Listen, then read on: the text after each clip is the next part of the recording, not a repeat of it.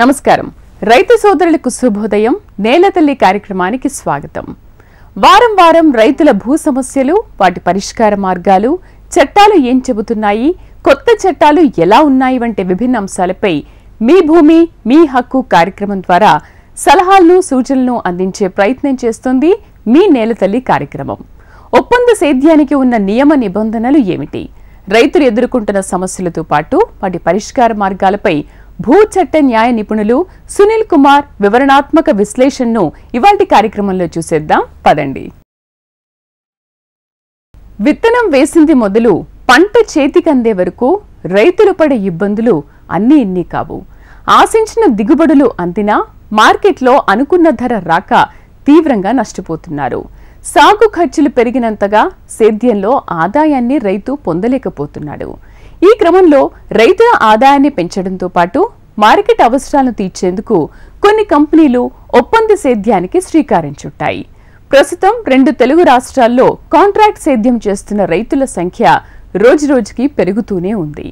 అసలు ఒప్పంద సేద్యం అంటే ఏమిటి చట్టం కాంట్రాక్ట్ వ్యవసాయానికి అనుమతిస్తుందా తెలుగు రాష్ట్రాల్లో ఎన్ని లక్షల ఎకరాల్లో ఈ పద్ధతిలో రైతులు ఒప్పంద సేద్యం చేస్తున్నారు ఇప్పుడు తెలుసుకుందాం।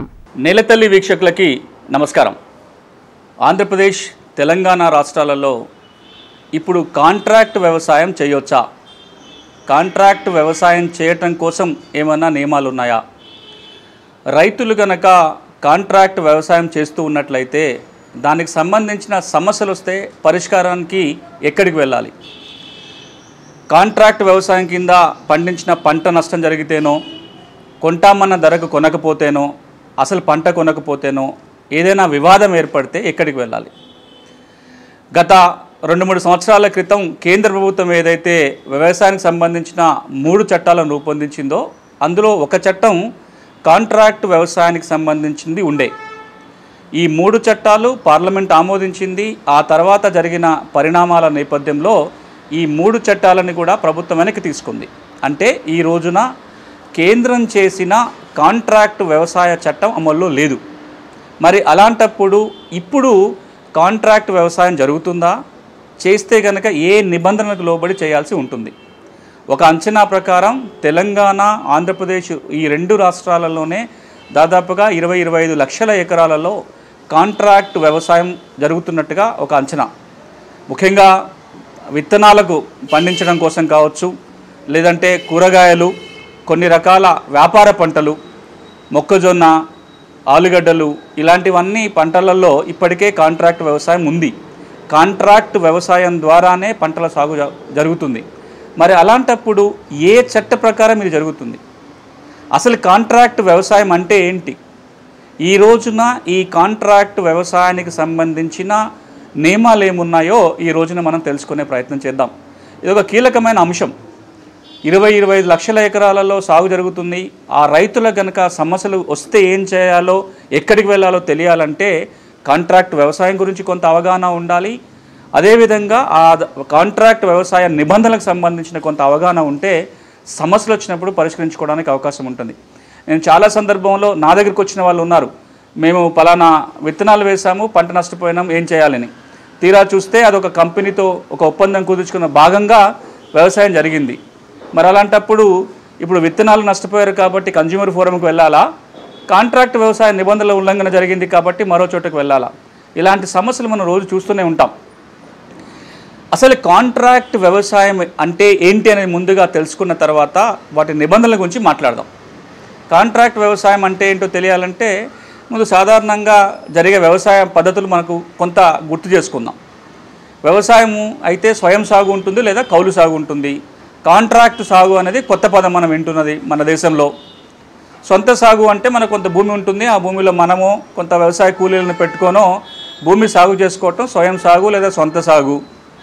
ఆ భూమిని వేరే వారి భూమిని మనం తీసుకొని అది పాలుకో కౌలుకో రకరకాల పద్ధతుల ద్వారా సాగు చేసుకోవడానికి కౌలు సాగు అంటాం పంటకింత చెల్లించో సంవత్సరానికి ఇంత కౌలు చెల్లించి ఆ భూమిని మనం సాగు చేసుకుంటే కౌలు వ్యవసాయం మరి కాంట్రాక్ట్ వ్యవసాయం అంటే మన భూమిని మనమే సాగు చేసుకుంటాము కానీ ఒక కంపెనీతోటో ఒక సంస్థతోటో కుదుర్చుకున్న ఒప్పందంలో భాగంగా చేసేదాన్నే ఒప్పంద వ్యవసాయం అంటాం మరి ఈ ఒప్పంద వ్యవసాయంలో కీలక అంశం ఏంటంటే సాధారణంగా రైతు పంట పండించిన తర్వాత అమ్ముకోవడానికి పోయినప్పుడే ఆ ధర ఎంతో మనకు తెలుస్తుంది.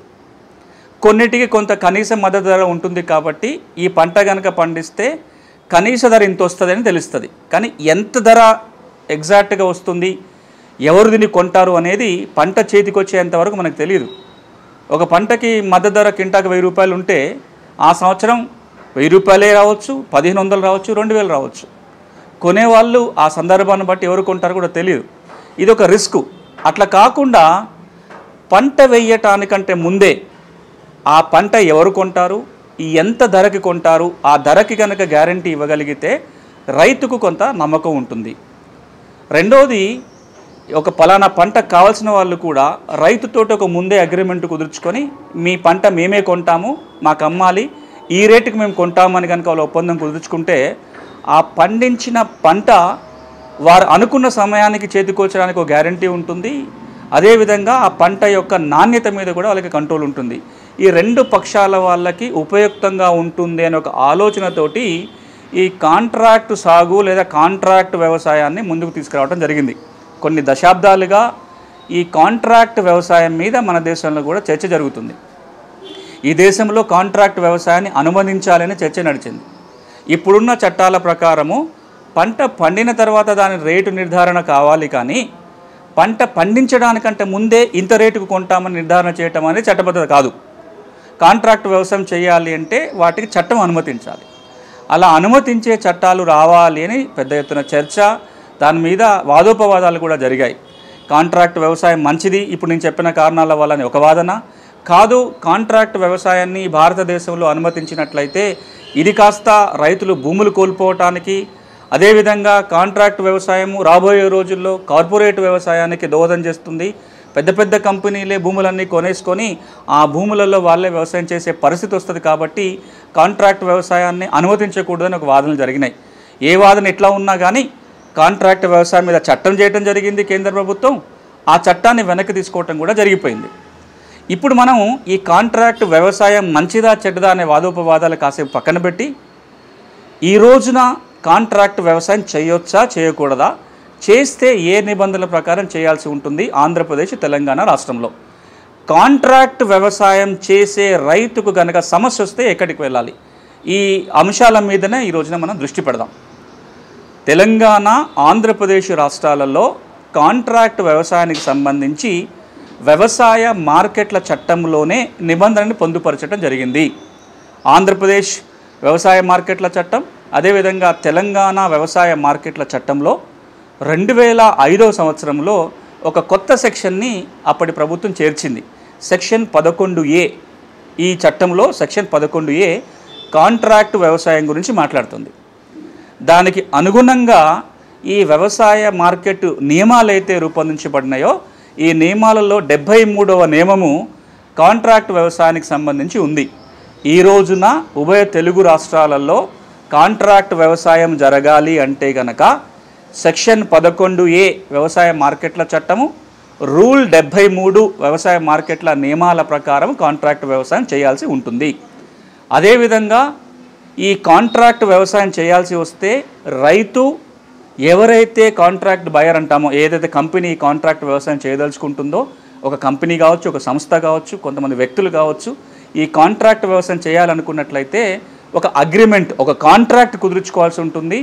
ఆ కాంట్రాక్ట్ ఏ విధంగా ఉండాలి అనే నమూనా కూడా ఈ రూల్స్లో పొందుపరచడం జరిగింది. ఆ ఫార్మాట్ ప్రకారమే కాంట్రాక్ట్ వ్యవసాయం చేయాల్సి ఉంటుంది. ఒప్పంద వ్యవసాయంలో విత్తనం మొదలు పంట చేతికొచ్చే వరకు ఉన్న నియమ నిబంధనలు ఏమిటి? రెండు రాష్ట్రాల్లో కాంట్రాక్ట్ వ్యవసాయానికి సంబంధించి ఉన్న చట్టాలేమిటి? రైతులు ప్రధానంగా ఎదుర్కొనే సమస్యలేమిటి? తీసుకోవాల్సిన జాగ్రత్తలేంటి? సాగులో ఉన్నప్పుడు పంట నష్టపోతే ఒప్పందం చేసుకున్న కంపెనీకి రైతులు ఏమైనా నష్టాన్ని భర్తీ చేయాల్సి ఉంటుందా, లేదా కంపెనీలు రైతులకే నష్టపరిహారం అందిస్తాయా? నిపుణులు సునీల్ కుమార్ గారి మాటల్లోనే విందాం. కాంట్రాక్ట్ వ్యవసాయం తెలంగాణ ఆంధ్రప్రదేశ్ రాష్ట్రాల్లో చేయాలి అనుకున్న ఏ కంపెనీ అయినా సరే, ఏ సంస్థ అయినా సరే ముందుగా రిజిస్ట్రేషన్ చేయించుకోవాల్సి ఉంటుంది. మేము కాంట్రాక్ట్ వ్యవసాయము చేస్తాము అనే రిజిస్ట్రేషన్ చేసుకున్న తరువాతనే ఏ రైతుతోటైనా ఒప్పంద వ్యవసాయం చేయడానికి అవకాశం. అలా రిజిస్ట్రేషన్ చేసుకోకుండా ఎవరు కూడా కాంట్రాక్ట్ వ్యవసాయం చేసుకోవడానికి అనుమతి లేదు ఈ చట్ట ప్రకారం. ఎక్కడ రిజిస్ట్రేషన్ చేసుకోవాలి?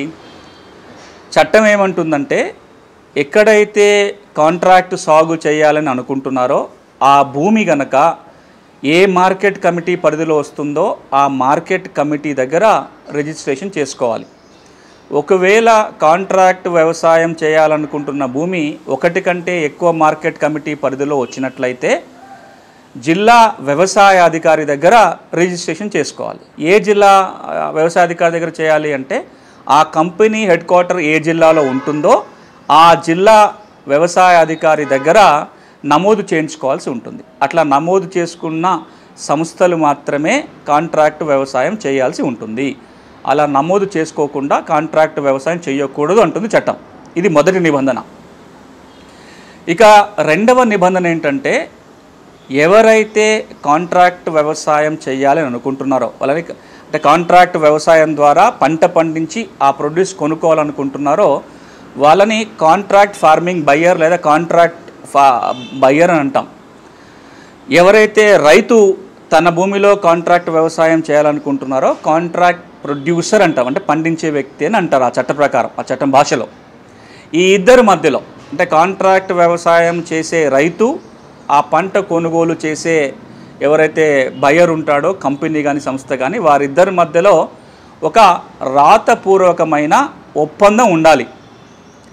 ఆ ఒప్పందం ఏ విధంగా ఉండాలి, ఆ ఒప్పందంలో ఏమేమి షరతులు ఉండాలి అనేది ఈ రూల్స్లో పొందుపరిచిన ఒక నమూనా ఉంది. ఆ నమూనా ప్రకారమే ఒప్పందం చేసుకోవాలి. ఎలాంటి నిబంధనలు ఉండాలి దాంట్లో? సాధారణంగా ఉండే నిబంధనలన్నీ, ఒకటి, ఏ పంట వేసుకోవాలి, ఎన్ని ఎకరాల్లో పంట పండిస్తారంటే ఆ భూమి వివరాలు, పండించే పంట వివరాలు, రైతు వివరాలు, కంపెనీ వివరాలన్నీ ఆ కాంట్రాక్ట్లో ఉంటాయి. దానికి తోడుగా అందులో ప్రధానంగా ఉండాల్సింది ఆ పంట చేతికొచ్చే నాటికి ఏ ధరకు కొనుగోలు చేయబోతున్నారో ఆ ధర నిర్ణయించుకుంటూ అందులో రాయాలి. ఏ క్వాలిటీ ఉంటే ఎంత రేటు చెల్లిస్తారో అనేది కూడా ఆ కాంట్రాక్ట్లో రాసుకోవాల్సి ఉంటుంది. దీన్ని సింపుల్ కాంట్రాక్ట్ అంటాం. అంటే కేవలం రైతుకి కంపెనీకి మధ్యలో ఒక అగ్రిమెంటు, రైతు పంట పండించేటట్టుగా, పంట చేతికి వచ్చినప్పుడు ఏ ధరకు కొనబోతున్నారో కంపెనీ చెప్తుంది. ఆ కంపెనీ యొక్క రెస్పాన్సిబిలిటీ ఏంటంటే ఆ పంట చేతికి వచ్చినప్పుడు ఆ ఒప్పుకున్న ధర మేరకు పంట కొనాలి. రైతు యొక్క బాధ్యత ఏంటంటే ఆ ఒప్పందం మేరకు పంట పండించి ఆ కంపెనీకే అమ్మాలి, మళ్ళీ వేరే అమ్మడానికి అవకాశం లేదు. ఇప్పుడు నేను వరి పండించడానికి ఒక అగ్రిమెంట్ కుదుర్చుకుంటా, నాకు ఒక 4 ఎకరాల పొలం ఉంది. ఎవరైతే కాంట్రాక్ట్ కంపెనీ ఉంటుందో వారు చెప్తారు క్వింటాలకి 2000 రూపాయలు చెల్లిస్తామని. పంట చేతికి వచ్చినప్పుడు కొనాల్సిన బాధ్యత కంపెనీ మీద ఉంటుంది, అమ్మే బాధ్యత నా మీద ఉంటుంది. ఏ రేటుకి అయితే ఒప్పందం కుదుర్చుకున్నామో ఆ రేటుకే అమ్మాలి.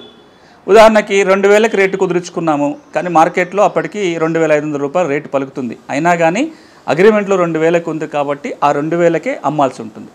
లేదా అప్పుడు మార్కెట్ రేటు 1500 ఉంది, కానీ అగ్రిమెంట్లో 2000కు కొంటామని కంపెనీ రాసింది. మార్కెట్లో తక్కువ రేటు ఉన్నా సరే కాంట్రాక్ట్లో 2000 అని ఉంది కాబట్టి ఈ 2000 రూపాయలకే ఆ కంపెనీ కొనుగోలు చేయాల్సి ఉంటుంది. సో ఈ ఒప్పందం మొత్తంలో చాలా కీలకమైన అంశం ఏంటంటే ధర నిర్ణయం. ఆ ధర ముందుగానే నిర్ణయం అవుతుంది కాబట్టి నిర్ణయించిన ధర మేరకు కొనాలి.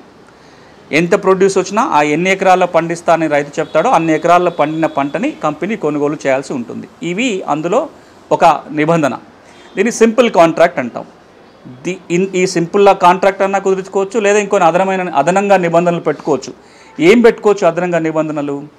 ఆ భూమిలో పంట పండించడానికి కావాల్సిన ఇన్పుట్స్ ఏవైతే ఉంటాయో, విత్తనాల దగ్గర నుంచి ఎరువులు, పురుగు మందులు కావచ్చు, లేకపోతే ఏమన్నా రుణ సదుపాయం కావచ్చు, అవన్నీ కూడా కంపెనీ ఇచ్చేలాగా కూడా అందులో ఒప్పందంలో రాసుకోవచ్చు. ఆ పంట కొనుగోలు చేసినప్పుడు వీటికి డబ్బులు మినహాయించుకొని మిగతా డబ్బులు రైతుకు చెల్లించేలాగా నిబంధనలు పెట్టుకోవచ్చు. ఇంకొంచెం ముందుకు వెళ్ళి ఈ నిబంధనలలో భాగంగా, ఈ షరతులలో భాగంగా ఆ పంట ఏ విధంగా పండించాలి అనే మెలకువలు ఇచ్చే బాధ్యత కూడా కంపెనీ తీసుకోవచ్చు. ఎందుకంటే ఆ కంపెనీకి ఆ భూమిలో పండించే పంట నాణ్యత ముఖ్యమైతే కనుక ఎప్పుడు ఏ విధంగా పండించాలి, ఏ మెలకువల ఆధారంగా పండించాలి, ఆర్గానిక్ వ్యవసాయం చేయాలా, ఎరువులు పురుగు మందులు వాడొచ్చా వాడకూడదా, ఇలాంటి నిబంధనలు కూడా ఆ కాంట్రాక్ట్లో పెట్టుకోవడానికి చట్టం అనుమతిస్తుంది. మొత్తంగా ఒక కంపెనీ కేవలం కొనుగోలు చేయడానికి మాత్రమే రెస్ట్రిక్ట్ అవుతూ ఒప్పందం కుదుర్చుకోవచ్చు, లేదా నేను చెప్పినట్టుగా సవివరంగా పంట ఎట్లా పండించాలే దగ్గర నుంచి వాళ్ళకి కావాల్సిన సహాయ సహకారాన్ని ఇవ్వటం వరకు కూడా కాంట్రాక్ట్ షరతులు పెట్టుకొని ఒప్పందం కుదుర్చుకోవడానికి ఈ చట్టం అనుమతిస్తుంది. ఇలా ప్రధానమైనవి ధర నిర్ణయం ఒకటి, పంట కొనుగోలు చేయటం ఒకటి. ఇది రెండవ నియమము ఈ దాంట్లో. ఇక మూడవది కీలక అంశం ఏంటంటే, ఒకవేళ గనక ఏదైనా వివాదం ఏర్పడినట్లయితే ఈ వివాద పరిష్కారం కోసం దీంట్లో ఒక ప్రత్యేకమైన యంత్రాంగాన్ని పెట్టడం జరిగింది. ఆ చట్టంలో పేర్కొన్న పద్ధతిలోనే వివాద పరిష్కారాలు చేసుకోవాలి తప్ప సివిల్ కోర్టుకి కేసులు వెళ్ళడానికి అవకాశం లేదు. ఈ చట్టంలో పేర్కొన్న అథారిటీస్ మాత్రమే వీటికి సంబంధించిన వివాదాలు పరిష్కరించాల్సి ఉంటుంది. ఇది మొత్తంగా ఈ సెక్షన్ 11A రూల్ 73Aలో పొందుపరిచిన ప్రధాన నియమాలు. అంటే ఒక్క మాటలో చెప్పాలంటే తెలంగాణ, ఆంధ్రప్రదేశ్ రాష్ట్రాలలో ఈ రోజున కేంద్ర చట్టం అమల్లో లేకపోయినా రాష్ట్ర వ్యవసాయ మార్కెట్ల చట్టం ప్రకారం కాంట్రాక్ట్ వ్యవసాయం చేయొచ్చు. కాంట్రాక్ట్ వ్యవసాయం చేయాలి అంటే కాంట్రాక్ట్ వ్యవసాయం చేయాలనుకున్న కంపెనీ ఏమో ఏడీ అగ్రికల్చర్ దగ్గర కానీ మార్కెట్ కమిటీ దగ్గర కానీ రిజిస్టర్ చేసుకోవాలి. రైతుతోటి ఒక ఒప్పందం రాతపూర్వకంగా చేసుకోవాలి. ఆ ఒప్పందం యొక్క నమూనా కూడా చట్టంలో ఉంది. ఆ నమూనా మేరకే ఒప్పందం జరగాలి. ఇక ఎవరి బాధ్యతలు ఏంటి అనే విషయానికి వచ్చినట్లయితే, ఎవరైతే కాంట్రాక్ట్ ఒప్పందం కుదుర్చుకున్న కంపెనీ కానీ సంస్థ కానీ ఉంటుందో వారు ఆ ఒప్పంద ప్రకారం పండించిన పంట కొనాలి. ముందే నిర్ణయించుకున్న ధర ప్రకారం కొనాల్సి ఉంటుంది. అదేవిధంగా కొనుగోలు చేసినప్పుడు మార్కెట్ చట్టం మేరకు ఏదైతే మార్కెట్ ఫీజు ఉంటుందో ప్రభుత్వానికి, ఆ మార్కెట్ కమిటీకి ఆ ఫీజు కూడా చెల్లించాల్సి ఉంటుంది. ఈ కొనుగోలు కూడా ఆ కాంట్రాక్ట్లో రాసుకోవచ్చు. అయితే పొలంలో వెళ్ళి కొనుగోలు చేస్తారా, లేదా రైతు ఇంటి దగ్గరనా, లేదా ఆ ప్రొడ్యూస్ని ఎక్కడైనా అప్పచెప్పాలనే అంశాన్ని కూడా అందులో రాసుకొని ఆ మేరకు పంట చేతికొచ్చిన వెంటనే దాని పొజిషన్ తీసుకోవాల్సిన బాధ్యత కూడా కంపెనీ మీద ఉంటుంది. ఇక రైతు విషయానికి వచ్చినట్లయితే రైతు ఆ ఒప్పందం మేరకు వ్యవసాయం చేయాలి. అందులో ఒప్పుకున్న ధరకే ఆ కంపెనీకి అమ్మాల్సి ఉంటుంది. ఈ ఇద్దరి మధ్యలో ఎలాంటి వివాదం ఏర్పడినా ఆ వివాద పరిష్కారం కోసం అగ్రికల్చర్ మార్కెట్ కమిటీని ఆశ్రయించాల్సి ఉంటుంది. అగ్రికల్చర్ మార్కెట్ కమిటీ ఈ వివాదాలని ముందుగా సామరస్యకంగా పరిష్కరించడానికి ప్రయత్నం చేయాలి.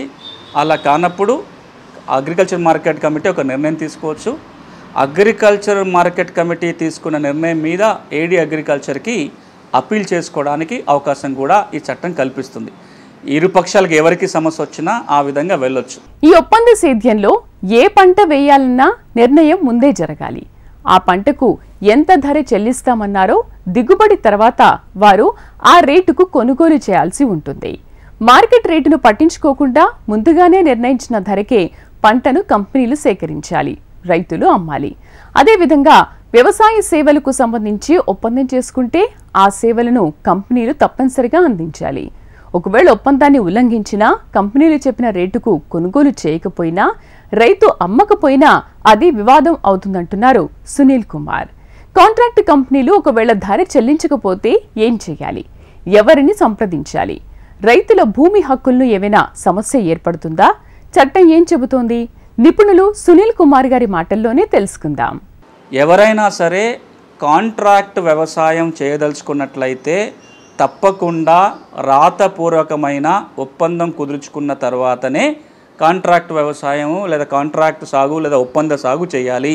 ఒప్పందమే లేకపోతే నష్టం జరిగితే ఇబ్బందులు తలెత్తుతాయి. ఆ ఒప్పందం కూడా ఏ షరతులు ఉండాలనేది చట్టంలో ఉంది కాబట్టి చట్టంలో పొందుపరిచిన నమూనా ప్రకారమే ఒప్పందం కుదుర్చుకోవాలి. ఇది మొట్టమొదటిది. ఇక రెండవది, చాలా సందర్భాలలో కంపెనీ ఆ ఉత్పత్తి నాణ్యత లేదు, ముందుగా అనుకున్న నాణ్యత ప్రకారం పంట లేదు కాబట్టి మేము కొనుగోలు చేయమని తిరస్కరించటమో లేదా చెప్పిన ధర కంటే తక్కువ ధరకు కొనుగోలు చేయటమో జరుగుతుంటుంది. ఉదాహరణకి టమోటాలు పండించడానికి ఒప్పందం కుదుర్చుకున్నారు. తీరా పంట చేతికి వచ్చింది, కేజీ 10 రూపాయలు కొంటామన్నారు. ఈ టమాటాలు నాణ్యంగా లేవు కాబట్టి మేము 5 రూపాయలు ఇస్తాము అమ్మండి అని చెప్పి ఆ ₹5 చెల్లించడానికి ప్రయత్నం చేయవచ్చు కంపెనీ. లేదా మొత్తంగా మేము ఈ పంట కొనుగోలు చేయమని తిరస్కరించే అవకాశం ఉంటుంది.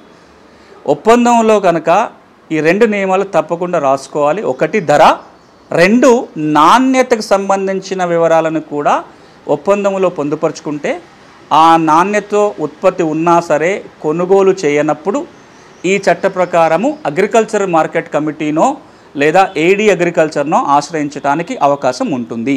ఇది 2వ రకమైన సమస్య. ఇక 3వ రకమైన సమస్య కంపెనీలకు కూడా రావచ్చు. ఎవరైతే వ్యక్తులు కానీ సంస్థలు కానీ ఈ విధంగా రైతులతో ఒప్పందం కుదుర్చుకొని వ్యవసాయం చేస్తున్నారో వాళ్ళకి ఎలాంటి సమస్యలు వస్తున్నాయంటే, రైతుల దగ్గర నుంచి ఒప్పందంలో కుదుర్చుకున్న ధర కంటే అప్పుడు పంట చేతికి వచ్చిన నాటికి మార్కెట్లో ధర ఎక్కువ ఉంది. టమాటా కేజీ ₹10 కొంటామని ఒప్పందంలో రాసుకున్నారు. పంట చేతికి వచ్చే నాటికి బయట మార్కెట్లోనే ₹15 పలుకుతుంది. ఇప్పుడు కంపెనీకి అమ్మితే, ఎవరైతే ఒప్పందం చేసుకున్న కంపెనీ ఉంటుందో వారికి అమ్మితే ₹10 అమ్మాలి, బయట అమ్ముకుంటే ₹15 వస్తున్నాయి. కాబట్టి రైతు బయట అమ్మడానికి మొగ్గు చూపుతాడు. అట్లాంటప్పుడు కంపెనీలు కూడా రైతుల మీద చర్యలు తీసుకోవడానికి ఇందులో అవకాశం ఉంటుంది. ఒప్పందంలో కుదుర్చుకున్న రేటుకు అమ్మాల్సిన బాధ్యత రైతు మీద ఉంటుంది, ఒప్పందం కుదుర్చుకున్నారు కాబట్టి. ఇది ఇంకొక రకమైన వివాదం వస్తుంటుంది. ఇప్పుడు నేను చెప్పిన వాటిల్లో ఏ వివాదం వచ్చినా ఒక గందరగోళం ఏముందంటే ఎక్కడికి వెళ్ళాలి. ఇక ఈ వివాదాలతో కూడా పరిమితం కాకుండా ఇది సింపుల్ కాంట్రాక్ట్ కుదుర్చుకున్నప్పుడు వచ్చే వివాదాలు. అసలు మరి ఆ కాంట్రాక్ట్లో పంట ఏ విధంగా పండించాలనే మెలకువలు, కావాల్సిన ఇన్పుట్స్ కూడా కంపెనీ ఇచ్చినప్పుడు ఈ వివాదాలు మరింత పెరుగుతాయి. విత్తనాలు కంపెనీనే ఇచ్చింది, ఆ విత్తనాలు నాణ్యమైనవి కావు, పంట నష్టం జరిగింది. ఇప్పుడు ఒప్పంద చట్ట ప్రకారము మార్కెట్ కమిటీకి పోయి దరఖాస్తు పెట్టుకోవాలా, లేదా విత్తనాల వల్ల నష్టం జరిగింది కాబట్టి కన్జ్యూమర్ ఫోరం పోవడానికి అవకాశం ఉంటుందా? ఇదొక గందరగోళం. కాంట్రాక్ట్ కనుక ఉంటే, ఒప్పందం కనుక ఉంటే మార్కెట్ కమిటీకి పోవడానికి ఉంటుంది. లేని పరిస్థితులలో కన్జ్యూమర్ ఫోరం తప్ప వేరే పోయే మార్గం లేదు. కన్జ్యూమర్ ఫోరం పోయినప్పుడు రైతు దగ్గర బిల్లులు కూడా ఏముండవు, అంటే ఆ విత్తనాన్ని కొనుగోలు చేసినట్టుగా ఆధారం ఉండవు. ఎందుకంటే కాంట్రాక్టులో భాగంగా ఇచ్చిన వాటికి బిల్లులు ఏమి ఉండవు కాబట్టి ఇబ్బందులు అవుతున్నాయి. అందుకే ఈ విధంగా విత్తనాలు కూడా ఆ కంపెనీనే ఇస్తున్నట్టుగా ఏర్పాటు ఉన్నట్లయితే ఆ మాట కాంట్రాక్ట్లో ఉండాలి, లేకపోతే సమస్యలు వస్తాయి. ఇక మరొకటి ఏంటంటే, వ్యవసాయాన్ని ఎట్లా చేయాలో కూడా కంపెనీ చెప్పేలాగా నిబంధనలు ఉన్నప్పుడు ఆ మాట కాంట్రాక్ట్లో లేకపోతే ఏదైనా నష్టం జరిగితే రైతు నష్టపరిహారం పొందడానికి అవకాశాలు కోల్పోతున్నారు. ఈ 2 అంశాలలో కూడా ఒప్పందంలో స్పష్టత ఉన్నప్పుడు మాత్రమే రైతు బయటపడగలుగుతాడు. కానీ ఆ ఒప్పందంలో ఈ మాటలు కనుక రాసుకొని ఉండకపోతే ఏ విధంగా నష్టపరిహారం పొందే అవకాశాలు కోల్పోయే పరిస్థితి ఉంది. కాబట్టి రైతులు తప్పకుండా ఒప్పందం ఉండేలాగా చూసుకోవాలి. ఇక చివరిగా ఒక పెద్ద సమస్య వస్తుంది, రాబోతుందనే ఉద్దేశంతో ఈ ఒప్పంద చట్టం నియమాలలోనే ఒక క్లాజ్ రాసి ఉంటుంది.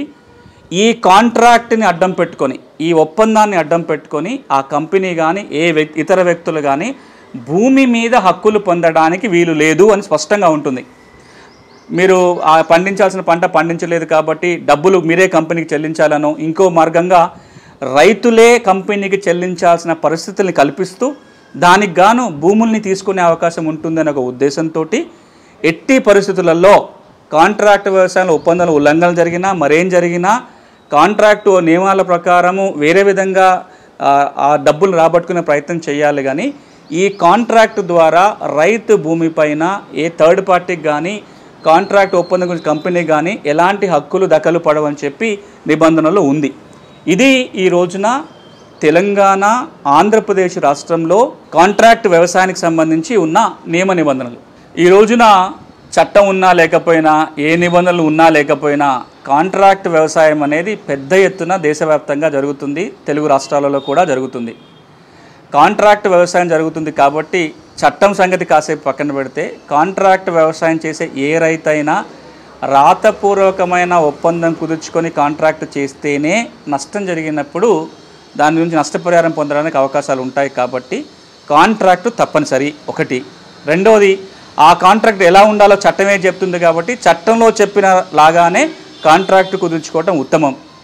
మూడోది, ఏ రైతైనా రాష్ట్రంలో, తెలంగాణ రాష్ట్రంలో కానీ ఆంధ్రప్రదేశ్ రాష్ట్రంలో కానీ కాంట్రాక్ట్ వ్యవసాయం చేయదలుచుకుంటే ఎవరితోటైతే మీరు ఒప్పందం కుదుర్చుకుంటున్నారో ఆ వ్యక్తియో సంస్థో అగ్రికల్చర్ మార్కెట్ దగ్గర కానీ, ఏడీ దగ్గర కానీ రిజిస్ట్రేషన్ చేయించుకున్నారా లేదా చూడాలి. ఇప్పుడు ఉదాహరణకి రెరా చట్టం వచ్చిన తర్వాత మనం అపార్ట్మెంట్లు కొనుక్కుంటే మనకు అమ్ముతున్న కంపెనీ రెరా అనుమతి ఉందా లేదా చూసుకుంటాం. ఇప్పుడు రెరా అనుమతి లేని వెంచర్లో మనం కొనుక్కుంటే హక్కులకు ఇబ్బంది అవుతుంది. రెరా అనుమతి ఉన్న చోట వెంచర్లనే మనం కొనాలి. అదేవిధంగా కాంట్రాక్ట్ వ్యవసాయం చేయాలనుకున్నప్పుడు కూడా మనతో ఎవరైతే ఒప్పందం కుదుర్చాలనుకునే వ్యక్తి సంస్థ వస్తున్నారో వాళ్ళు ఏడీ దగ్గర కానీ మార్కెట్ కమిటీ దగ్గర కానీ రిజిస్ట్రేషన్ అయిన వాళ్ళ చోటు మాత్రమే ఒప్పందం కుదుర్చుకోవాలి. ఈ రెండు రైతు కనుక జాగ్రత్త పడితే ఒప్పందం రాసుకోవటము, ఆ ఒప్పందం ఎవరైతే కుదుర్చుకుంటున్నారో వాళ్ళు ఏడీ దగ్గర మార్కెట్ కమిటీ దగ్గర ఎక్కడో ఒక చోట రిజిస్ట్రేషన్ చేయించుకొని ఉన్నట్లయితే మనకు ఇబ్బంది లేకుండా ఉంటుంది. మరి ఈ రోజు ప్రసారమైన కార్యక్రమంతో పాటు భూ చట్టాలు, సమస్యల పరిష్కారం, అలాగే రైతులకు ఉపయోగపడే మరింత సేద్య సమాచారం కోసం హెచ్ఎంటీవీ అగ్రి యూట్యూబ్ ఛానల్ని సబ్స్క్రైబ్ చేసుకోండి. ఇది ఇవాల్టి నేలతల్లి కార్యక్రమం. నమస్కారం.